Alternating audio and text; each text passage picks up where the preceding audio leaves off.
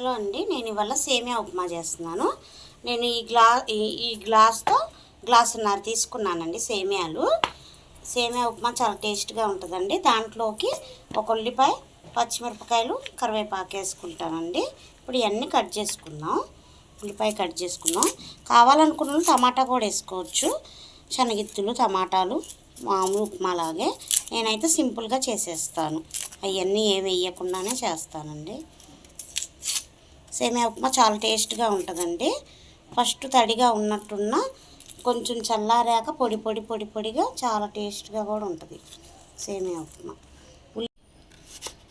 ఉల్లిపాయ సన్నగా కట్ చేసుకున్నాం.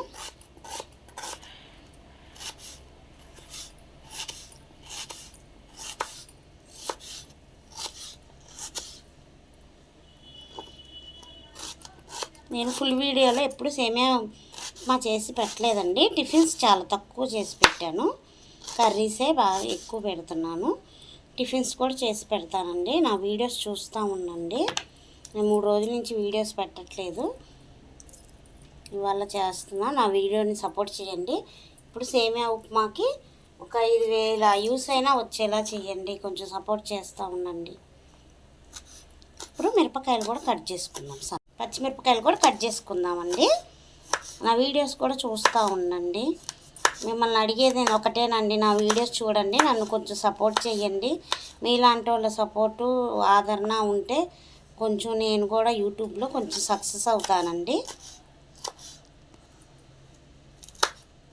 అవి పెట్టేసుకున్నానండి. నూనె పోసుకుంటున్నాను. సేమియా ఉప్మాకి కొంచెం నూనె ఎక్కువే పట్టిద్దండి. ఎందుకంటే సేమియా అతుక్కోకుండా రావాలంటే కొంచెం నూనె ఎక్కువ ఉంటే సేమియా విడివిడిగా ఉంటుందండి. నేను ఇప్పుడు తాలింపు వేసుకున్నామండి.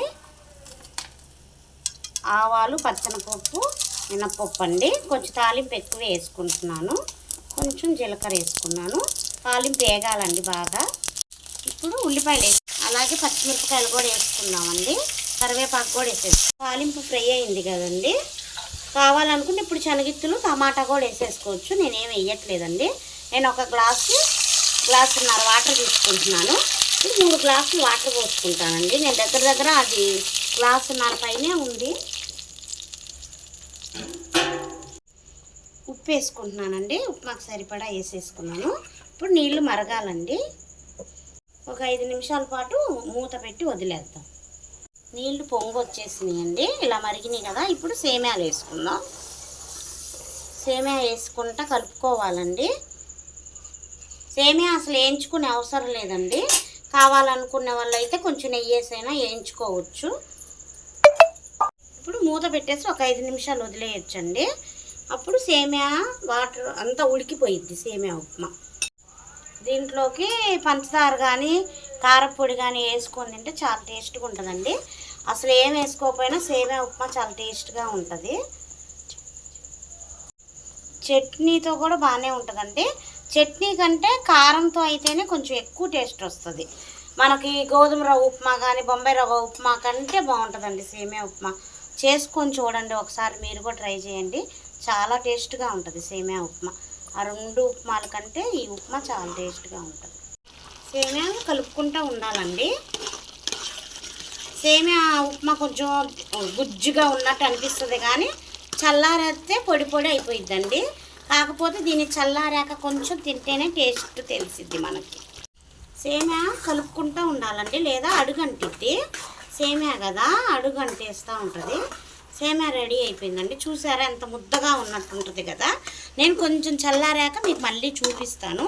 ఇప్పుడు స్టవ్ ఆపేసేసుకుందాం. సేమియా ఉప్మా రెడీ అయిపోయిందండి. చూసారా ఎంత కలర్ఫుల్గా కూడా ఉందో. చాలా టేస్ట్గా కూడా ఉంటుందండి. నేను పులుపు కావాలి అనుకుంటే నిమ్మకాయ పిండుకోవచ్చు. నేను సగం నిమ్మకాయ తీసుకున్నా. కొంచెం కారపొడి వేసుకొని తింటున్నానండి. చాలా టేస్ట్గా ఉంటుంది. నా సేమియా ఉప్మా రెడీ అయిపోయిందండి. నా వీడియో కనుక మీకు నచ్చితే లైక్ చేయండి, షేర్ చేయండి, సబ్స్క్రైబ్ చేయండి.